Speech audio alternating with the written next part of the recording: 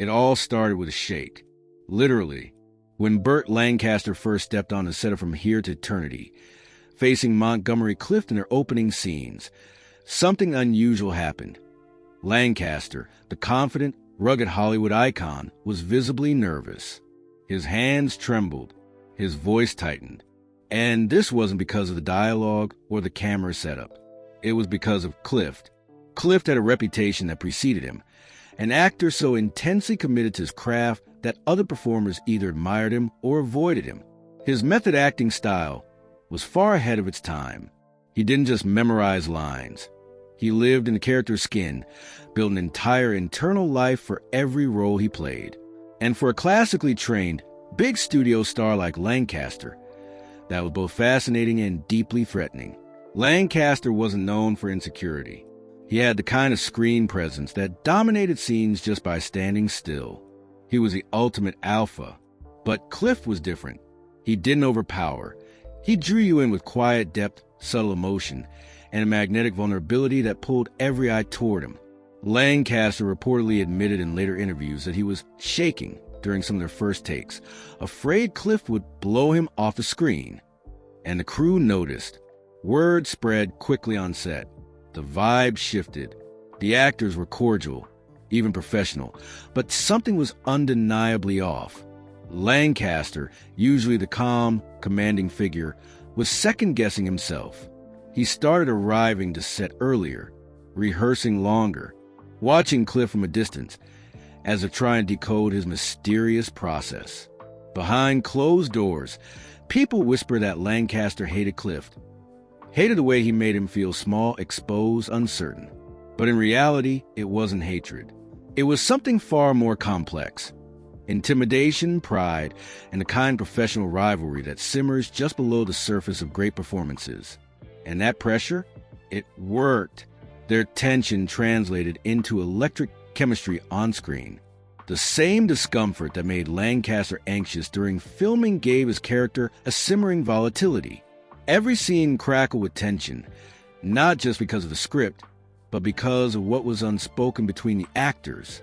The camera caught something real, and that's what made the film unforgettable. By the end of the first week of shooting, the entire set had shifted into a new gear. Lancaster had risen to the challenge. He stopped trying to outshine Clift and started trying to meet him moment for moment.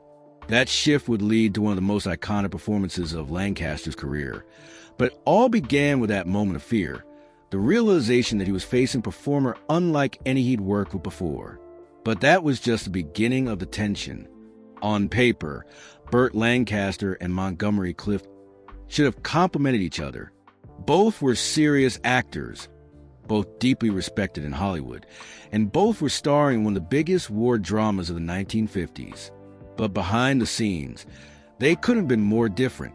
And their differences didn't just cause friction. They ignited a clash of acting ideologies that nearly derailed their working relationship. Lancaster was a product of the classic studio system. He was sharp, physical, and professional, trained to hit his marks, deliver his lines, and get the shot done. He came from a background in acrobatics and had built his career through discipline and control. Clift, on the other hand, was pure emotion. He was part of a new wave of actors, heavily influenced by the emerging method style coming out of New York. He didn't believe in just playing a character. He became the character. He'd stay in an emotional state between takes. He'd ask probing questions about the character's backstory. He'd tweak scenes, dialogue, and delivery based on what felt emotionally real. To Lancaster, this felt unnecessary, even arrogant. During the filming of From Here to Eternity, Lancaster reportedly grew frustrated with Clift's slow, introspective approach. Scenes that should have taken 1 or 2 takes were drawn out because Clift wanted to experiment with different tones or facial expressions. He would often challenge the director, Fred Zinnemann, about character motivation, something Lancaster saw as disruptive. But Zinnemann, like many forward-thinking directors at the time, gave Clift the space he needed. That didn't sit well with Lancaster, who was used to being the dominant presence on set. One incident that reportedly sealed the tension involved a crucial scene between the two actors. Clift, feeling emotionally unready, asked for a brief delay. Lancaster, who had been on set and ready to go, exploded in frustration. While accounts differ, some crew members recall a heated argument between the two actors, Lancaster accusing Clift of being unprofessional, and Clift firing back that Lancaster didn't understand real acting. From that moment on, their relationship became colder. Off-set, they barely spoke. Lancaster kept to himself or surrounded himself with crew members, while Clift disappeared into his trailer. They shared scenes, but the warmth was gone, and for the film, ironically, that worked. Their characters weren't meant to be close friends. They were soldiers from different worlds, with different values. The on-screen tension made their performances more authentic. The audience believed every moment because the actors were channeling their real-life discomfort into the roles. Hollywood insiders later said Lancaster felt shown up by Clift. He never admitted it outright, but in quiet conversations with friends, he allegedly said Clift wasn't his kind of actor. And Clift? He never publicly addressed the tension. But his diaries, published years later, hinted that he saw Lancaster as a movie star, not a true artist. But this creative clash was just the surface. What fueled Lancaster's resentment ran much deeper. While creative differences can explain some of the heat between Burt Lancaster and Montgomery Clift, they don't fully account for the depth of Lancaster's coldness toward Clift. The real tension, many insiders believe, stemmed from something more personal, something unspoken in public, but whispered about in private circles for decades. By the early 1950s, Hollywood was still trapped in its conservative image, masking the complexities of its stars with carefully controlled publicity. Anything that hinted at scandal, especially around personal identity or sexuality, was hidden or erased. And that's exactly where Clift's presence challenged the status quo. Montgomery Clift was one of the first major stars in Hollywood who was quietly, though never publicly, known to be gay or at least bisexual. In a time when even being suspected of queerness could ruin a career, Clift refused to conform. He didn't flaunt his identity, but he also didn't fake romances with women to keep up appearances. His close relationships with men, his emotional sensitivity, and his refusal to play the Hollywood game made him a constant subject of gossip columns, and an enigma to co-stars like Lancaster. Now, here's where things get more interesting. Lancaster was a man's man in the public eye. Bold, brash, physical. But privately, he had always been fiercely protective of his personal life. Some biographers and researchers have suggested that Lancaster had his own insecurities and secrets when it came to identity and masculinity. Though he was married with children, rumors about his affairs, and even quiet speculation about his own sexuality had occasionally surfaced, quickly snuffed out by studios. Enter Montgomery Clift, a man who refused to hide, a man who wore vulnerability on his sleeve.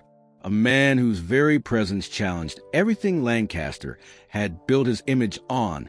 Several Hollywood insiders from that era claimed Lancaster felt threatened by Clift, not just professionally, but on a deeper, personal level. One assistant director recalled how Lancaster once muttered, "He's not one of us," referring to Clift during a break in filming. That one line spoke volumes. It wasn't just about acting anymore. It was about identity, image, and control. There were also rumors that Clift had made Lancaster uncomfortable on set, not because of any inappropriate behavior, but because Lancaster couldn't understand Clift's quiet confidence and openness. Lancaster, by contrast, was guarded, always worried about maintaining a strong, masculine image. Some suggested that Lancaster's outward hostility toward Clift was a deflection, a way to suppress and redirect his own discomfort. Even decades later, when both men had long passed, those who worked with him still remember the odd chill that existed between them. Not hatred, exactly, but a deep unease, a sense that Lancaster was confronting something in Clift that hit too close to home, and it terrified him.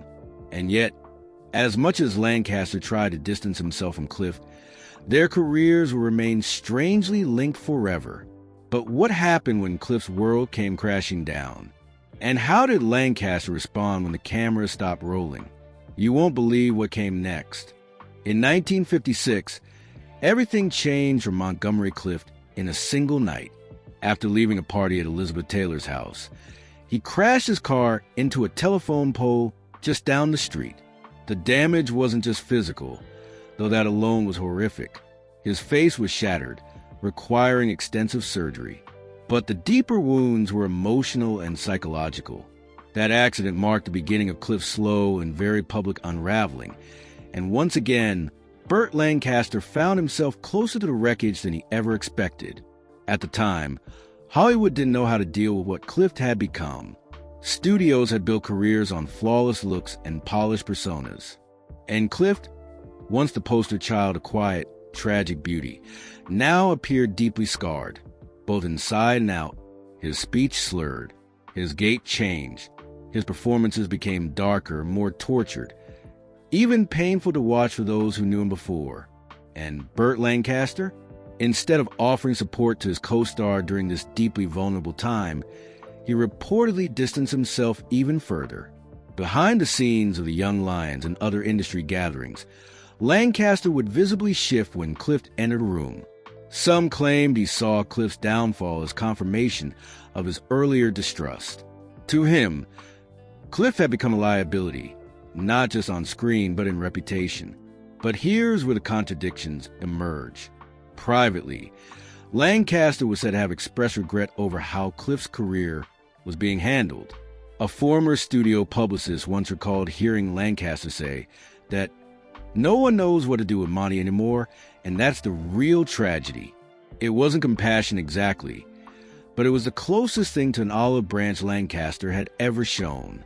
Still, he never reached out publicly. He never defended Clift when tabloids began labeling him washed up or too difficult.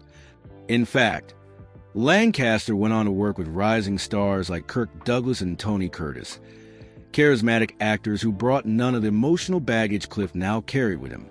The industry was moving on, and Lancaster was moving with it. Meanwhile, Clift spiraled. His substance use worsened.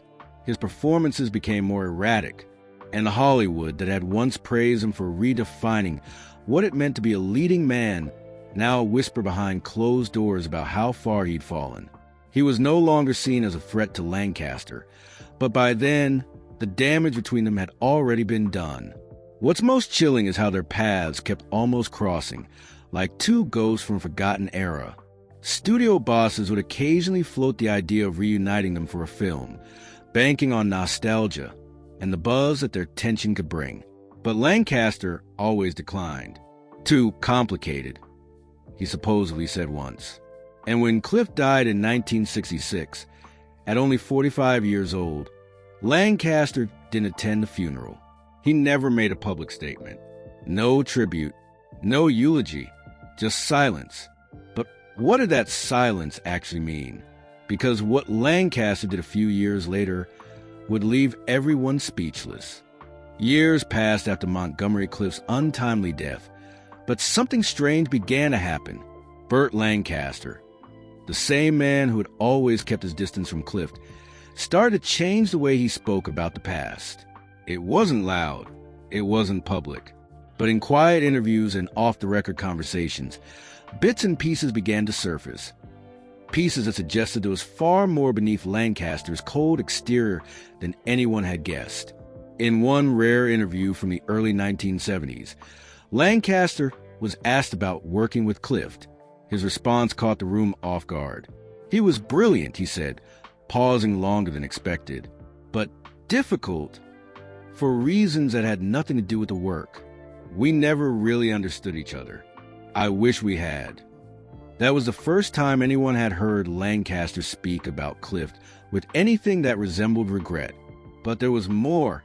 Around that same time, Lancaster quietly agreed to participate in a documentary that touched on the evolution of acting in Hollywood. When Clift's name came up, something shifted in Lancaster's voice. He referred to Clift as a man ahead of his time and said that what happened to him was a loss for all of us. These weren't the bitter words of a long-held rivalry. These were the words of a man who perhaps had begun to feel the weight of history. And then came the letters. In the late 1990s, long after both men had passed, a collection of private correspondence between several classic Hollywood figures was unearthed by a film historian. Among them were handwritten notes from Lancaster to a close friend and producer. In one, dated shortly after Clift's death, Lancaster wrote, "He broke before we even knew he was breaking. I judged him too quickly, and maybe that's on me." It was a stunning admission, not just because it acknowledged that Lancaster had misjudged Clift, but because it hinted at a deeper understanding, an empathy he had never shown while Clift was alive. For a man so famously guarded, this small confession spoke volumes. People began to wonder, had Lancaster's hostility been fueled by discomfort or guilt? There were even whispers from those who worked closely with both actors that Lancaster's harshness came from fear. Fear that Clift represented something Lancaster was never ready to confront in himself. The vulnerability, the openness, the emotional rawness. Clift didn't just act differently. He lived differently. And that made people uncomfortable, especially men like Lancaster, who had built careers on control and power. Some now believe Lancaster's distance wasn't just rivalry or disdain. It was self-protection. And that quiet shift in his later years, that was the closest he ever came to saying, "I was wrong." But this story doesn't end in quiet remorse, because the final chapter in their complicated relationship came not in words, but in a decision that stunned even Lancaster's closest friends. And when it came to light, it changed everything people thought they knew about how he really felt. Years after both actors had passed, a single moment shattered everything people thought they knew about Burt Lancaster and his feelings toward Montgomery Clift. It wasn't a tell-all memoir. It wasn't a documentary revelation. It was a legal document, his will. When Lancaster died in 1994, the press focused on his legacy, the films, the politics, the charisma. But buried deep in the legal papers was a shock no one saw coming. Among the carefully distributed wealth, a portion was left to a foundation in Montgomery Clift's name. Not just a token amount. Either it was substantial, enough to fund scholarships for struggling young actors for years. The document stated it was in memory of a man whose brilliance was too often misunderstood and whose pain was never properly honored. Fans and historians were stunned. Lancaster had never spoken so openly, so directly, about Clift while he was alive. And now, in death, he had made a gesture that spoke volumes, something unmistakably personal. This wasn't about Hollywood image. It wasn't about publicity. It was the final word in a story that had long been cloaked in silence and speculation. But that wasn't all. Shortly after it was surfaced, a friend of Lancaster's, an old theater collaborator who had remained silent for decades, finally came forward. In a magazine interview, he described a night years before Lancaster's death, when the two had talked about Clift. According to him, Lancaster had said, "Monty was the bravest of us. He walked into every room knowing people whisper about him, and he still held his head high. I envied that. I never told him." That single quote sent ripples through the entertainment world. Could it be that what had long looked like rivalry was actually a projection of something more complicated? Regret? Admiration? Even love? Not necessarily romantic, but the kind of love that recognizes another person's soul and fears its reflection? Hollywood has always been full of secrets, but this one hit differently. It's now believed by many that Lancaster's treatment of Clift wasn't rooted in hatred, but in the frustration of seeing someone live openly in a way he couldn't. In that sense, Clift represented a kind of freedom Lancaster never allowed himself. And by the time he realized it, it was too late. But with that donation, with that quote, with those letters, Lancaster did something few stars of his era ever dared to do. He admitted, even if quietly, that he'd been wrong, that his silence had cost him more than he ever let on. And in doing so, he gave fans a glimpse into a story far more human than Hollywood likes to tell. Because the truth is, behind the lights, behind the scripts and perfect takes, are people who carry burdens we never see. Sometimes the loudest silence is the one that holds the most pain. But that final act? That was Lancaster's way of breaking it. By the time the dust settled on the decades-long tension between Burt Lancaster and Montgomery Clift, the narrative had shifted entirely. What once looked like animosity now reads like tragedy, a misconnection between two extraordinary talents, each haunted by their own limitations, their own time, and their own image in the world's eyes. Montgomery Clift never got the validation he deserved in his lifetime. He was praised, yes, but always with an asterisk. The media emphasized his fragile nature, his off-screen struggles, and the accident that altered his career forever. Few saw him for what he truly was, a pioneer of emotional realism and acting, years ahead of his time. Even fewer understood the burden he carried simply for being himself in an era that punished difference. Burt Lancaster, on the other hand, played the tough guy, the icon, the Hollywood alpha. But beneath that controlled exterior was a man navigating his own inner conflict, torn between the image the world expected and the quiet admiration he may have had for someone brave enough to defy all of it. Their story isn't just about two actors. It's about the high cost of silence, the things that go unsaid between people who might have needed each other more than they realized. It's about pride, ego, image, and the deeply human fear of being vulnerable, especially in a world that celebrates perfection but punishes authenticity. In the end, Lancaster's late gesture didn't erase the years of distance, but it added a layer of redemption. It told fans, and maybe even Clift's memory, that the rivalry wasn't as simple as it seemed. There was regret there, reflection, maybe even guilt, and while it came too late to bridge the gap between them in life, it left something powerful behind. A reminder that legacies are complex. They're not just about awards or roles played on screen. They're about what we leave unsaid, and the courage it takes to say it before time runs out. Today, both actors are remembered as legends. But now, with his deeper story unearthed, fans are seeing them not just as stars, but as men, flawed, brilliant, complicated men, who were shaped by a world that demanded silence. And yet, through one final act, that silence was broken. So the next time you watch From Here to Eternity or revisit one of Clift's raw performances, or see Lancaster command the screen with that signature intensity, remember what was happening behind those eyes, the things they carried, the words never spoken, and the truth that took decades to surface. Because sometimes the real drama isn't in the films, they're in the stories the actors never got to tell.